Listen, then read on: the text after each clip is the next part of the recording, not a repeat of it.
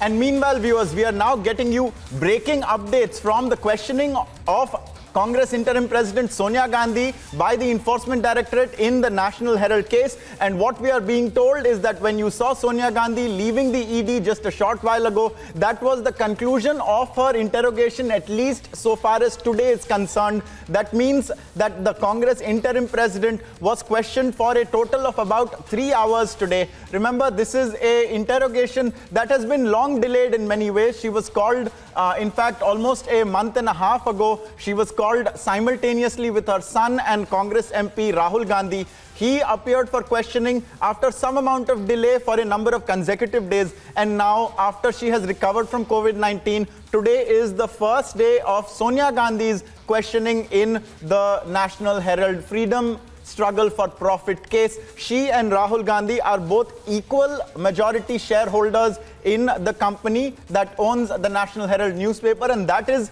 the chain of events and transaction that is currently under the lens of the ED. We have Harsha now joining us from the Enforcement Directorate. Harsha, tell us more. What has happened today? Is she likely to be called again tomorrow? It's very unlike what we saw in Rahul Gandhi's case, where there was day-long questioning. Here in 3 hours, it has concluded for the day. What more are you picking up?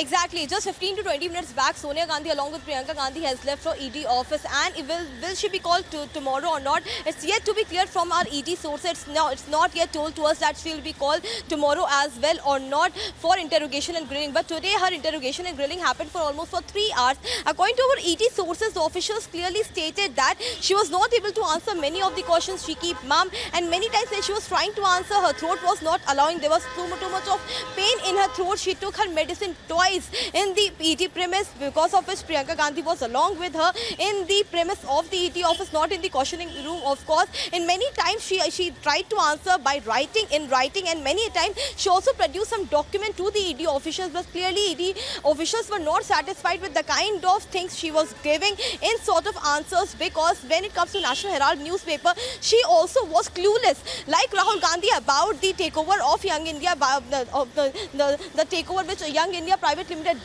did to AGL, how the assets worth crore were transferred to Young India, and how come Young India obtained the power of 90 crore by AGL. And all these questions, Mrs. Gandhi was clearly not being able to answer all these questions. The interrogation happened for 3 hours, and according to our ED sources, because of a medical question, she was relieved soon from ED office, and whether she'll be called tomorrow or not, it's yet not clear. It clearly depends on her medical condition, because she was not able to sit for long.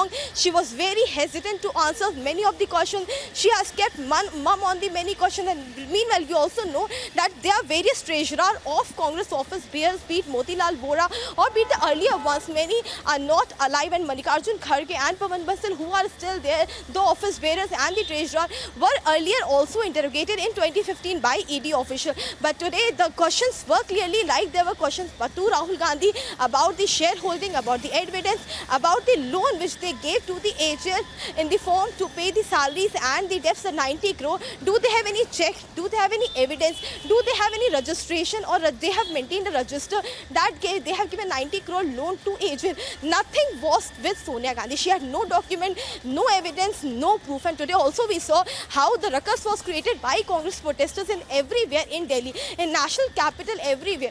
Be it AICC, be it Sonia Gandhi resident, be it outside ED, everywhere we saw ruckus and chaos was created by Congress protesters, Congress high-weighted leaders. Many have been detained, many have been arrested, and they tried to move their satyagraha protest, which turned into a violent protest clearly. But yes, today questioning happened for almost 3 hours, but she'll be called tomorrow or not. That clearly depends on the ED officers and also on her medical condition as well. Back to the studio.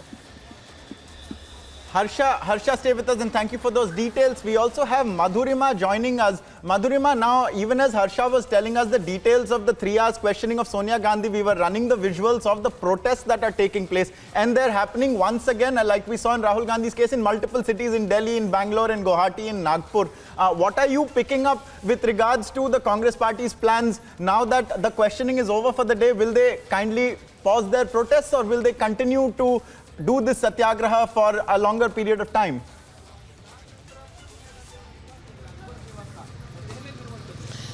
Well, Ankit, Congress's behavior is quite unpredictable as far as Sonia Gandhi's grilling is concerned. However, if I talk about from where I'm reporting, the Sonia Gandhi residence and the AICC office, both of them share one wall.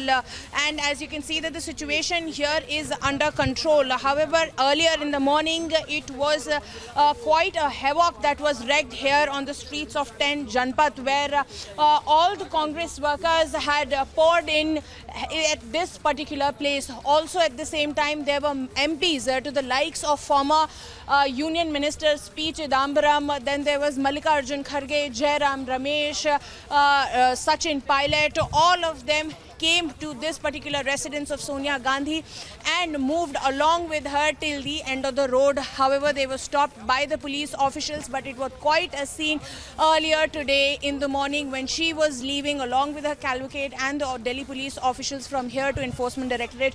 You can see that still, though the questioning has been ended, but the police officials are not taking any risk. You can see the barricading, the deployment still is intact. This particular road has over 8 layers of barricading, all just to make sure that Congress workers do not cross the brim of this particular road that starts from Akbar Roads and end here at 10 Janpat, because this is a sensitive area, and if God forbid anything happens here, it's going to affect the entire Lutyens Delhi's traffic, and then that's going to be a very big problem.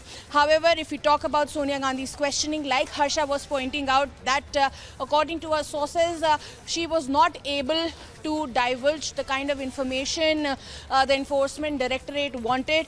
And of course, we knew that ever since the beginning, she has been keeping her health card on the table for a very, very long time. And once again, citing health reasons, her fragile health reasons, that the questioning for today has only ended in mere 3 hours, where in comparison to what happened with Mr. Rahul Gandhi, he was questioned for a very, very long time, over 10 hours every day for consecutive 5 days. We'll have to wait and watch if ED gives another call for summoning Sonia Gandhi, because the point that was being raised by the Congress workers earlier today was that looking at her fragile health condition, it would be more appropriate for the Enforcement Directorate to come here at her residence and question her, as that would really act as a catalyst in a better questioning session. However, at the same time, there was a